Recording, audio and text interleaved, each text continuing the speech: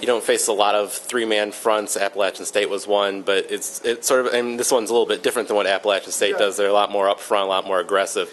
Does it present sort of a different challenge than you face in the normal week? Well, it does in some areas, and they'll kick it down some to be an under and over front, depending on where the tight ends lined up or what they feel is either receiver strength or just formational strength. But they present some things because they've got really good quickness, presents problems because the quickness they have as a team. And I think they have very good team speed. They're not the biggest guys up front, but I think they do a nice job with what they're trying to get done when you look at gap integrity in the run game. And then obviously we want to stay out of those third downs. That can be a problem because, you know, whoever you play, there's only so many things that you can do.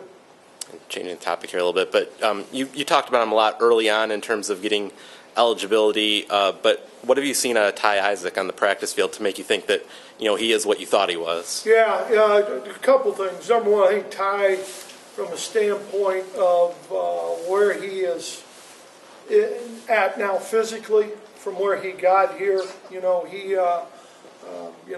was in Chicago during the summer, taking classes, doing those things, so didn't have an opportunity really to work out with our guys at all in the summer. So he did a nice job, and he's continued to do that. His weight's down.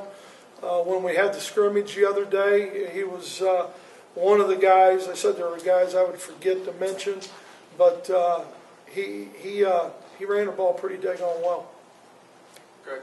You look at a guy like Matt Weiler or Will. These two guys are progressing as the season goes. Do you agree with that type of sentiment that they're getting better? At least Matt, and Will both had probably some of their best games in these recent weeks. Yeah, I think Matt had a couple issues early, as we know, and but I think the way he's bounced back, and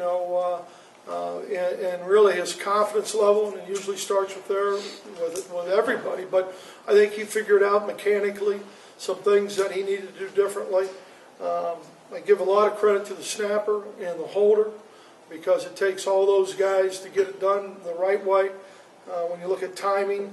And I think Will, the one thing of Will, probably his biggest weakness is what they used to call the coffin corner kicks and those kind of things. But I think he's really improved in that style, and it's more of a Australian style of punting the ball. I think he's really gone out and worked at it because that wasn't something as of a year ago that he really tried to do. He was kind of old school in how he was mentored in trying to hit the coffin corner. Well, I think he's really gone to work improving on the style he's in, the technique he's using now.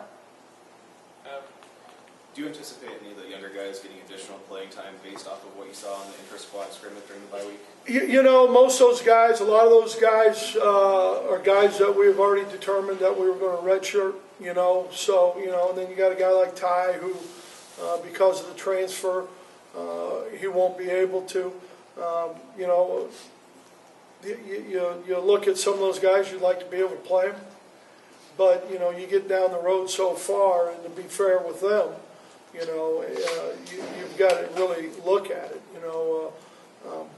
Like all freshmen, it takes them some time to really understand what the game's about at this level, and especially different positions. For Mason Cole to do what he has done, to this point in the season, being a true freshman, playing left tackle in a pretty good football league, that's pretty incredible.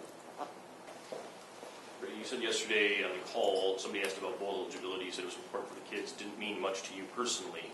Can you expound? Well, I guess when I said that, it means something to me personally for those kids. We haven't talked about it as a team. We've focused on a 3-game season that we started before the Indiana game and playing our butts off in those 3 football games, and that's kind of where we've focused in. So as far as us talking about it, not really. We've talked about Maryland. We talked about Northwestern 2 weeks ago. We talked about Indiana the week before that.